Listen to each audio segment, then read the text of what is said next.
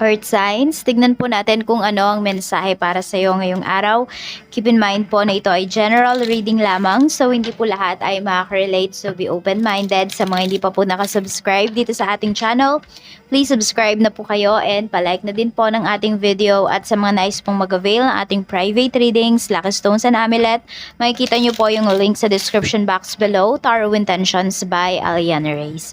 Okay, tignan po natin kung ano ang mensahe para sa iyo. So we have number 14, which is the rider. Okay, meron ba kayong naabangan na balita ngayon? Or ano ba tong gustong-gusto ninyong mangyari ngayong araw? Pwedeng makuha nyo po talaga yan. Ayan, ma-receive nyo siya. Tignan natin. So may good news kayo dito. Yan. Pwedeng pera, about sa pera. Or about sa package, ganyan. Basta something valuable. Kung ano man tong vina-value ninyo, earth signs yan yung pwedeng ma-receive ninyo today. O, ayan. Magiging happy nga talaga kayo dito, oh. Sobrang saya po ninyo. Pera talaga yung pinapakita dito. May hinihintay ba kayong pera? Or pwedeng, hindi ko alam kung sweldo ba ng isang kapatid, ng isang anak. Ayan, pwedeng yan yung hinihintay ninyo. Or pwedeng sweldo mo to. Earth sign. So, happy kayo dito kasi pwedeng ma-receive nyo siya ng mas maaga.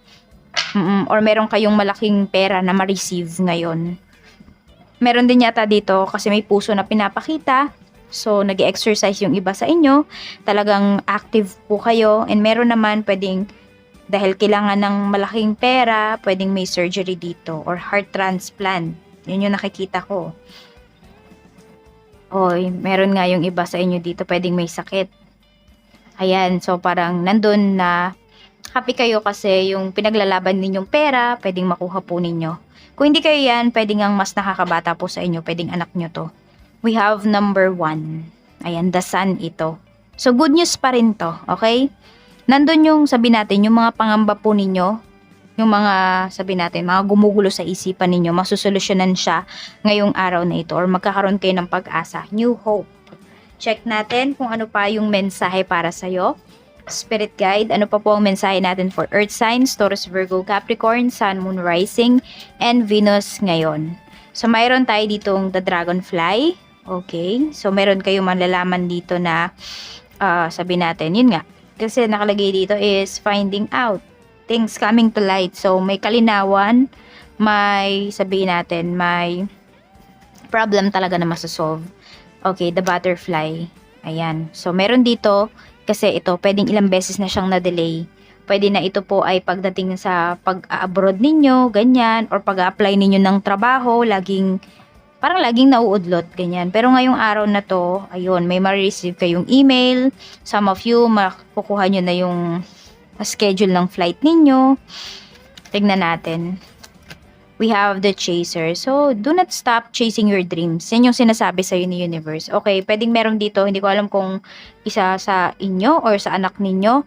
Earth signs, hindi nakapasa sa exam. Kung ano man to, board exam, bar exam. Ayan, pwedeng dinaramdam niya pa rin yan hanggang ngayon.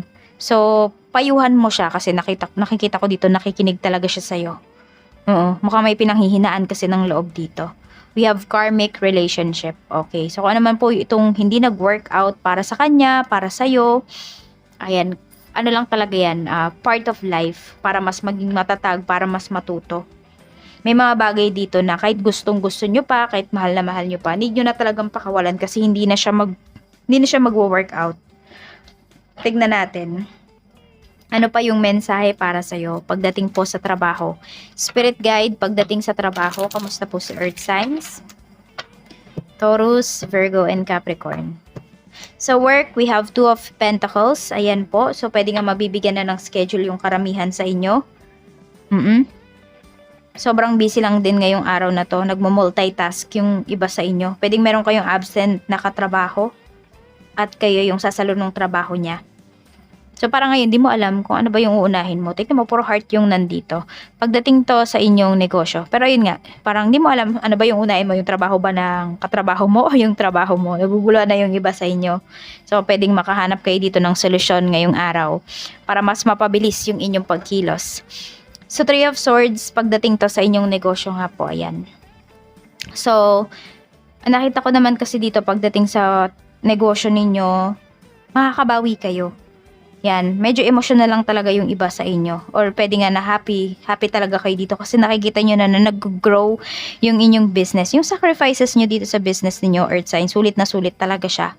You know, kahit ilang beses man kayong, meron kasi dito pwedeng ilang beses kayong nalugi. Or palugi na talaga yung business niyo pero makikita mo pwedeng umaahon na ulit siya. Nakakabango na siya.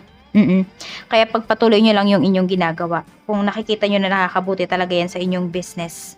Okay, tignan po natin kung ano pa yung mensahe para sa'yo. Pagdating naman sa kaperahan. So, we have Page of Swords. Okay. So, yun. Sinasabi lang sa inyo dito ni Universe, tahimik lang kayo. Kasi alam mo, Earth Signs, maraming nang mamaliit sa inyo dito. Tumahimik lang talaga kayo and makikita mo.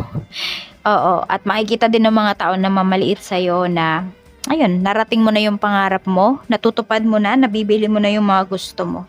Some of you kasi parang sobra kayong nag-overthink dito ngayon. Ang dami yung natatanggap na insulto, ganyan. Tapos yung iba sa inyo parang ang daming gossip para pagdating sa inyo or pagdating dito sa pera mo, ganyan. Nasasabihan nga yung iba sa inyo, di ko alam kung nasasabihan yung iba sa inyo ng scammer, ganyan, na hindi kayo marunong magbayad ng utang. So, ingat lang din po kayo dito, okay? So, ayan, baka naman yung ilang mga delays ninyo dito kasi hindi ninyo tinitignan. Kunwari, nag-a-apply nga yung iba sa inyo sa ibang bansa. Hindi nyo tinitignan mabuti kung legit ba yung kausap po ninyo. So, maging mapanuri po kayo dito. Tapos, eto, mukhang hindi ka mapapautang. Ayun, ichichika ka na niya.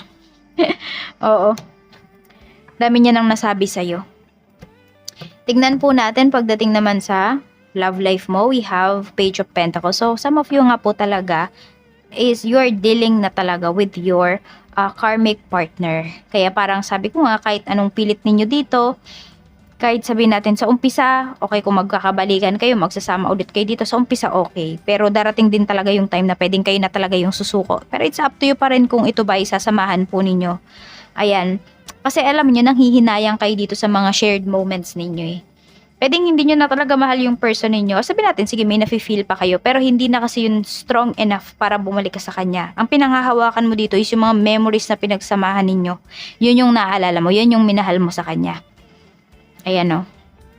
So, kasi wala na akong nakikitang progress dito. Tapos yung person mo, parang hindi rin naman siya nagbabago. So, it's either baka siya lang yung may tinuturo sa'yo. Kailangan mo lang yung matutunan. So, baka ikaw yung kailangan mag-mature dito.